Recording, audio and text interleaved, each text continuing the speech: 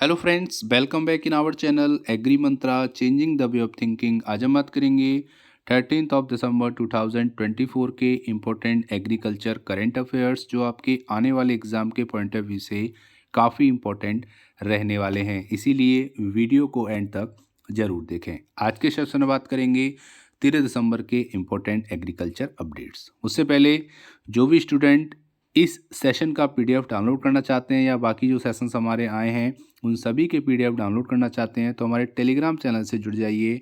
Telegram channel की link हमने आपको डिस्क्रिप्शन बॉक्स में दे दी है, वहां जाकर इजीली आप लिंक पर क्लिक करके हमारे टेलीग्राम चैनल से जुड़ सकते हैं। वहां पर आपको डे बाई डे जितने भी हमारे करंट अफेयर सेशन आते हैं उन सभी के फ्री ऑफ कॉस्ट पीडीएफ मिल जाएंगे, वहां से आप डाउनलोड कर सकते हैं। स्टार्ट करते हैं। सबसे पहला करंट अफेयर है, Uttar Pradesh aims to lead India in milk production. तो बात हो रही है यहाँ पे काउ मिल्क प्रोडक्शन की। तो इंडिया में उत्तर प्रदेश चाह रहा है टॉप पर लीड करना काउ मिल्क प्रोडक्शन में all over the India state wise अगर हम बात करेंगे, क्योंकि अभी तक राजस्थान फर्स्ट नंबर पे है अगर हम काउ मिल्क प्रोडक्शन की बात करेंगे। बाकी ओवरऑल मिल्क प्रोडक्शन यूपी में सबसे ज़्यादा है, लेकिन काउ मिल्क की बात करेंगे तो यूपी दूसरे नंबर पे आता है, राजस्थान पहले नंबर पे आता है। तो यहाँ पर यूपी ने उद्देश्य बना लिया है कि उसे पहले नंबर पे आना है काउ मिल्क प्रोडक्शन में। योगी आदित्यनाथ जी ने कई सारी योजनाएं और बढ़ावा देने के लिए बात कही है। बात करेंगे, Uttar Pradesh has claim that the state is poised to lead the country in cow milk production. Currently this distinction belong to Rajasthan with Uttar Pradesh holding the second position. तो यहाँ पर कंट्री में यूपी दूसरे नंबर पे है काउ मिल्क प्रोडक्शन में, राजस्थान पहले number पे है। तो यूपी पहले नंबर पे आने की भरपूर कोशिश कर रहा है। अकॉर्डिंग टू रीसेंट डेटा जो आया है, स्टेट ने ये आकलन किया है कि अप्रॉक्सीमेटली 0.66 मिल्च काउ हैं, दुधारू पशु हैं, दुधारू गायें हैं, ठीक है, अपने यूपी में जो प्रोड्यूस करती हैं 5.29 मिलियन टन ऑफ मिल्क, जिसमें से 4.2 मिलियन टन जो मिल्क है वो आता है जो आपकी मिश्रित और देसी ब्रीड हैं वहाँ से, और 1.7 मिलियन टन आता है आपका फॉरेन ब्रीड जो कि आपकी विदेशी नस्ल है, वहाँ से दूध उत्पादन होता है। Total 5.29 million ton cow milk produce होता है एनुअली यूपी में। बात करेंगे मिल्क फ्रॉम इंडिजिनस ब्रीड, जो देसी ब्रीड का जो दूध होता है वो सुपीरियर होता है क्वालिटी में, क्योंकि वो नेचुरल एडप्शन होती है काउ। और यहाँ पर बात की गई है कि इजीली आप उसको पालन कर सकते हैं, आप उसका पशुपालन में जो देसी गाय है उसका आराम से आप पशुपालन में कर सकते हैं। यूपी गवर्नमेंट एम्फेसाइज कर रही है कि जो इंडिजिनस काउ ब्रीड है उसको कैसे कंजर्व किया जाए, कैसे उसको प्रमोट किया जाए ताकि लोग ज़्यादा से ज़्यादा देसी गाय रखें। The advancement in research are expected to enhance the productivity of indigenous cow. जो एडवांसमेंट आया है रिसर्च में, इससे उम्मीद है कि प्रोडक्टिविटी बढ़ेगी इंडिजिनस काउ की, जिससे यूपी का जो मिल्क प्रोडक्शन है वो और ज़्यादा मजबूत होगा और एक समय ऐसा होगा कि यूपी पहले नंबर पर होगा काउ मिल्क प्रोडक्शन के मामले में।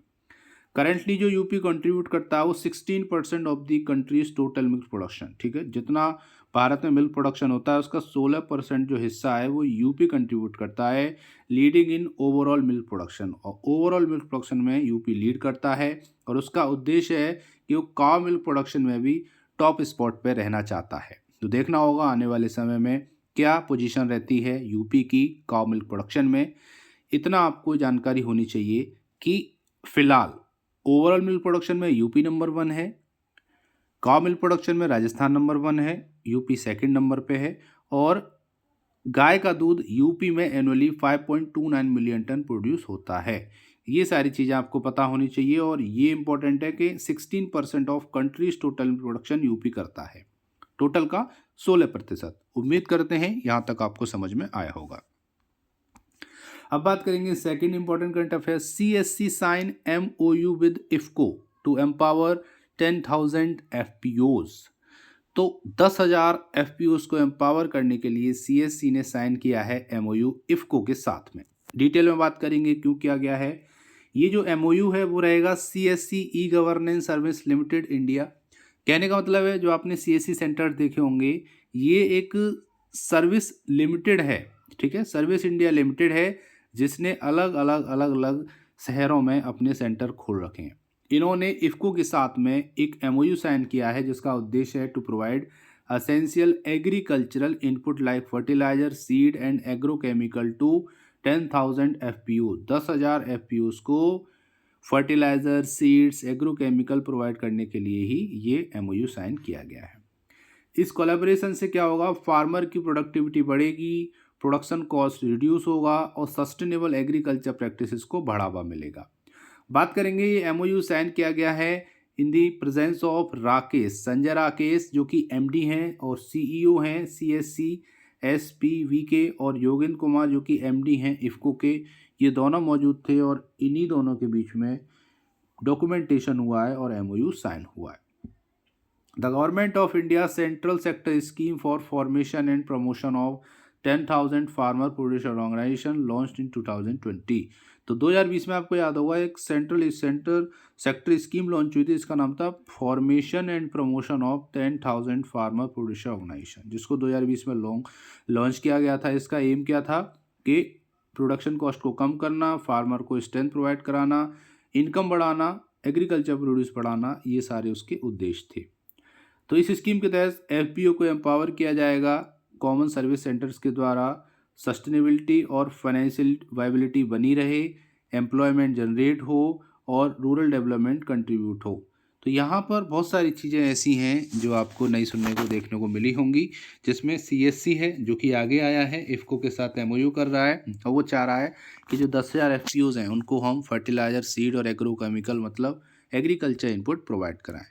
तो ये हो गया काफ़ी इम्पोर्टेंट है, क्योंकि यहाँ से FPOs एम्पावर होंगे, लाभ मिलेगा और फार्मर्स का जो इनकम है वो कहीं ना कहीं बढ़ेगी। उम्मीद करते हैं यहाँ तक आपको समझ में आया होगा।